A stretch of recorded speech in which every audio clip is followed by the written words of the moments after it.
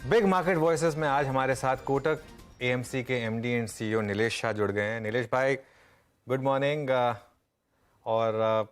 पिछली बार जब हमारी बात हुई थी आपकी और मेरी, वहाँ से मैंने आपसे ये सवाल पूछा था कि क्या इन लेवल पर आपको थोड़ा डर लग रहा है मार्केट को लेकर।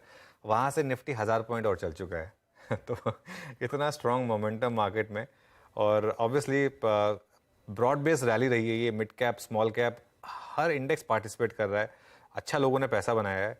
इस समय आपकी क्या एडवाइस होगी और क्या व्यू है इस समय मार्केट पर? तो अनुज भाई, अगर आप देखें तो एक बिरबल की कहानी भारतीय मार्केट में बन रही है। अकबर राजा ने जब बिरबल को कहा कि एक लाइन को टच किए बगैर बड़ी कर दो, तो उन्होंने उस लाइन के नीचे छोटी लाइन ड्रॉ कर दी। ऊपर वाली लाइन अपने आप बड़ी हो गई। सो हमारी इकोनॉमी की रफ्तार, हमारे फंडामेंटल्स तो अच्छे थे ही, बट बाकी देशों की लाइनें छोटी होने लगी तो हमारी लाइन और बड़ी दिखने लगी है। इस वक्त मार्केट में सेंटीमेंट्स पॉजिटिव है, फंड फ्लो पॉजिटिव है, प्राइवेट इक्विटी, वेंचर कैपिटल कुछ प्रमोटर्स को छोड़ दे तो बिकवाली बहुत कम है, और फंडामेंटल्स भी अच्छे हैं। ऑब्वियसली ये तीनों चीजों का त्रिवेणी संगम मार्केट को चला रहा है और ब्रॉड बेस्ड रैली दिख रही है। इस वक्त स्मॉल एंड मिड कैप में कुछ कंपनीज अपने हिस्टोरिक वैल्यूएशन से काफी ऊपर चल रही है।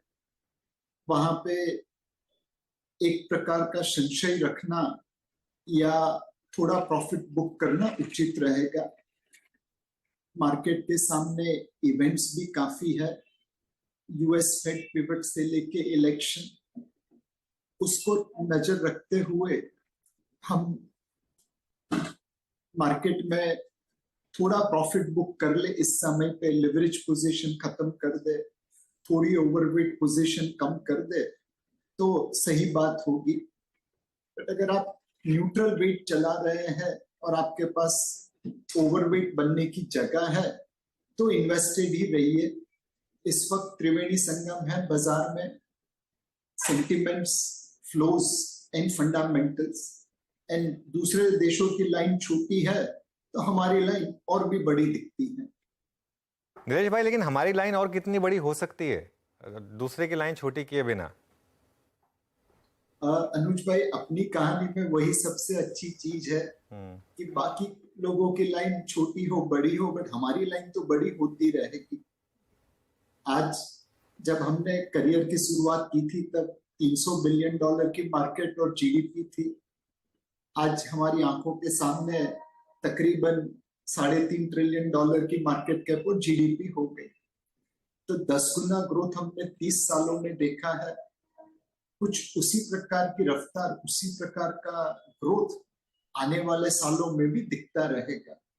तो हमारी लाइन तो बड़ी होती रहेगी, उसमें कोई दो राह नहीं है। ओके, अपने रेखाओं को और विश्व भर के दूसरे देशों की रेखाओं के जरिए रेखांकित करते हुए बाजार की दशा और दिशा नीलेश जी। अच्छा, अब इन रेखाओं से निकल के कुछ ऐसी बातों पे आते हैं नीलेश जी जिसको आपको सुलझाना है। मतलब वो ये है कि कुछ स्पेस जहाँ पे दुविधाएं थी, आईटी नंबर्स अभी भी अगर आप देखें तो कमज़ोर हैं, इसमें कोई राय नहीं, ज़मीनी हकीकत तो यही है। लेकिन आपने 2-3 ईवेंट्स का जिक्र किया, उसमें यूएस के रेट्स, उसकी दिशा दशा एग्जैक्टली हमारे इस आईटी का बिहेवियर भी तय करेगी। ये नंबर्स कैसे लगे आपको, और बाजार जो उत्साहित रहा पिछले कुछ दिनों में निफ्टी आईटी को लेकर, आईटी स्टॉक्स को लेकर, उसमें आपको क्या तर्कसंगत नजर आया? आईटी पर आपका व्यू क्या है? तो वीरेंद्र भाई, आईटी के ऊपर बहुत विश्वास से कुछ कहना मुश्किल है, बट मेरे हिसाब से मार्केट आगे वाले समय को देख रहा है।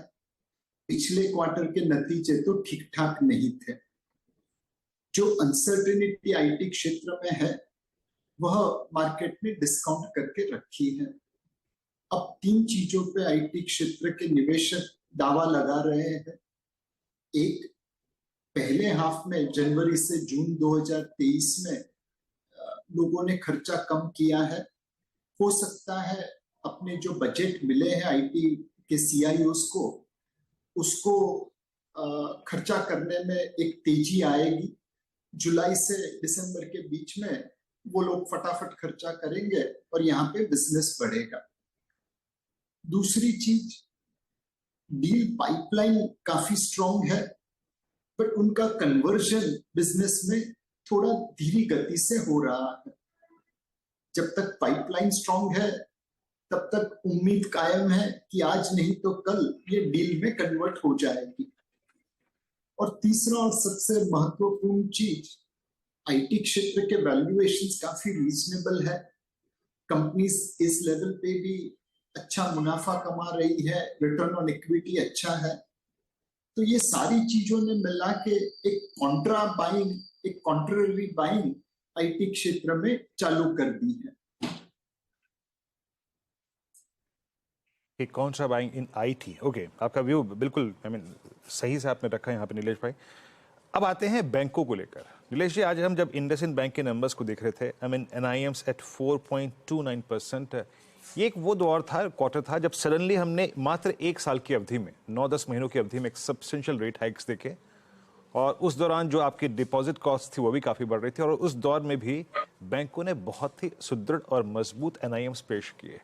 ये किस प्रकार की पिक्चर ड्रॉ करता है? अल्टीमेटली प्रश्न मेरा ये है, निफ्टी बैंक चल भी काफ़ी चुका है, अच्छे नंबर्स को हम फैक्टर इन करके ऑलरेडी खड़े हुए हैं, यहाँ से ये अर्निंग्स क्या आपको सरप्राइज कर रही हैं, ये एनआईएम्स क्या आपको सरप्राइज कर रहे हैं, और अब बैंकों पे क्या अप्रोच रखेंगे आप? वीरेंद्र भाई, आईटी क्षेत्र में मार्केट वैल्यूएशन अनसर्टेनिटी डिस्काउंट कर रहे हैं, बैंकिंग क्षेत्र में मार्केट वैल्यूएशन पॉजिटिविटी डिस्काउंट कर रहे हैं। लिक्विडिटी काफी अच्छी है, आरबीआई ने लिक्विडिटी बहुत ही बेहतरीन तरीके से मैनेज की है।